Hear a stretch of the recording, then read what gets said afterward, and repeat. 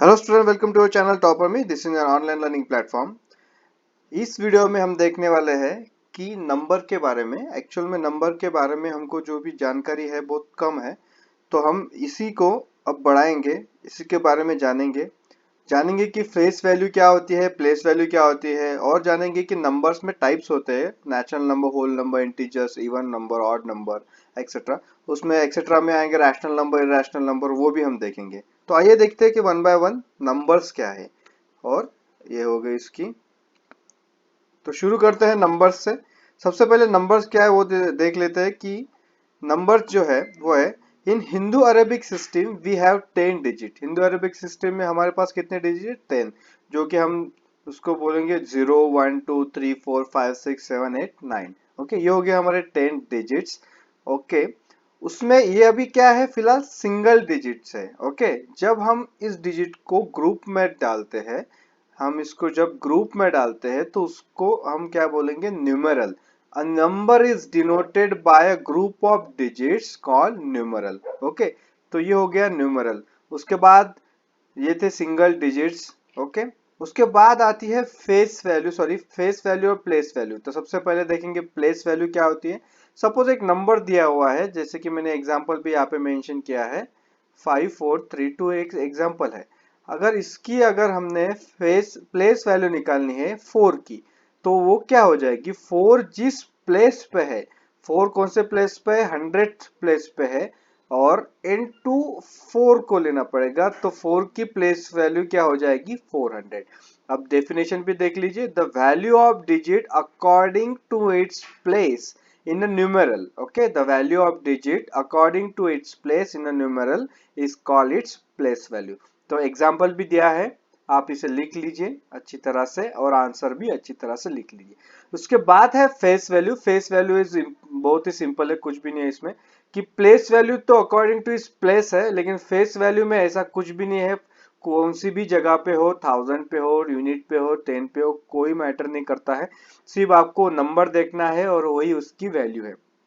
ठीक है, the face value of a digit in a numeral is its own value. क्या है? इसकी खुद की वैल्यू है।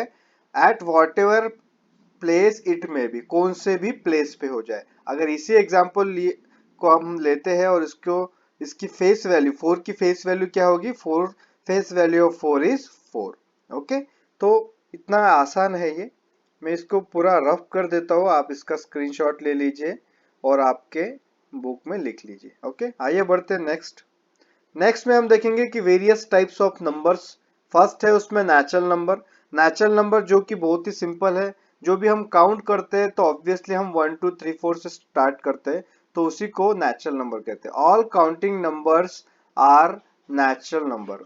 जो भी काउंटिंग नंबर्स होते हैं वो सभी नेचुरल नंबर होते हैं, 1 2 3 4 से। इसी में अगर हम स्टार्टिंग में जीरो लगाते, 0 1 2 3 4 means all counting numbers plus zero, तो वो हो जाएगा होल नंबर। ओके, ये हो जाएंगे हमारे होल नंबर। ठीक है, और अगर हम नंबर स्केल निकाले और बीच में अगर इसको जीरो रख दे, और ये साइड होगी मेरी पॉजिटिव की साइड, ओके, और ये साइड होगी मेरी नेगेटिव की साइड, तो यहाँ पे मैंने लिख लिया 1 1 2, ये 3 4 5 6।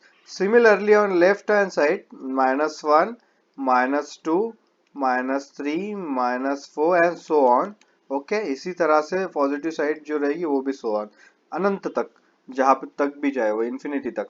तो उस नंबर स्केल पे जो भी नंबर दिए हैं वो सारे के सारे इंटीजर है, means including negative plus zero and positive, ये सभी क्या हो जाते हैं? Integers. All counting numbers zero and all negative numbers form the set of integers. Okay, इसी तरह से आप इसका भी स्क्रीनशॉट ले लीजिए और इसको भी आप सेव करके रख लीजिए।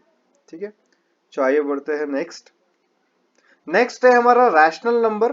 रैशनल नंबर क्या है कि जो भी नंबर हम p बाय क्यू के फॉर्म में लिखते हैं, जैसे कि p बाय क्यू हो गया, तो p बाय क्यू क्या है कि डिनोट करता है, जैसे कि एग्जांपल हो गया 1/2, 2/3, ओके, 3/5। जो भी नंबर हम इस फ्रैक्शन की फॉर्म में लिखते हैं उसे रैशनल नंबर कहा जाता है।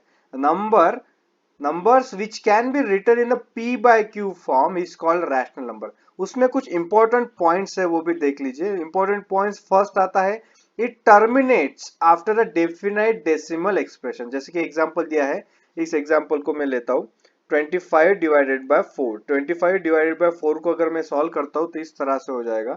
ये मेरा हो गया यहाँ पे 25, यहाँ पे हो गया 4।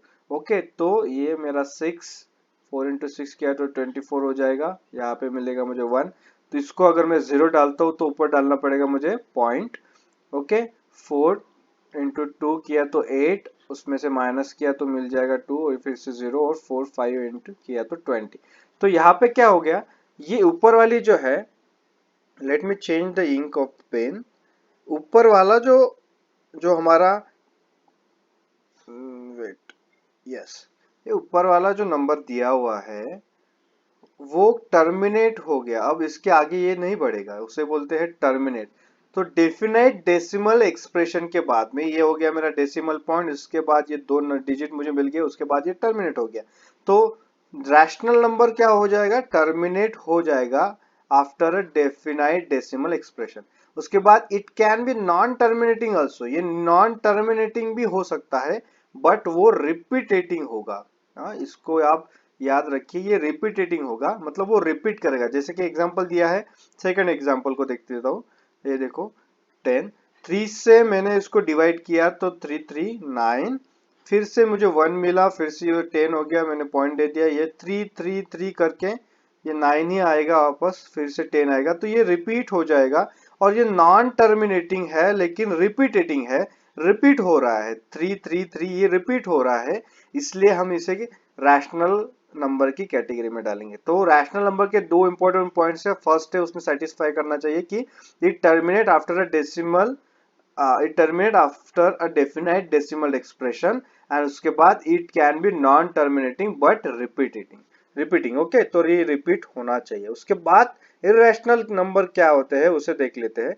इरेशनल नंबर भी p बाय q के फॉर्म में लिखा जाता है, लेकिन वो क्या होता है, non terminating and non repeating. जैसे कि हमारा 5 हो गया, 5 की वैल्यू अगर हम देखेंगे, जैसे ये इंपॉर्टेंट है, इसमें non terminating non repeating. Okay, अब देख लीजिए कि जैसे कि 5 की वैल्यू क्या होती है 22/7 या फिर 3.14। ओके, तो ये होगी पाई की वैल्यू 3.14।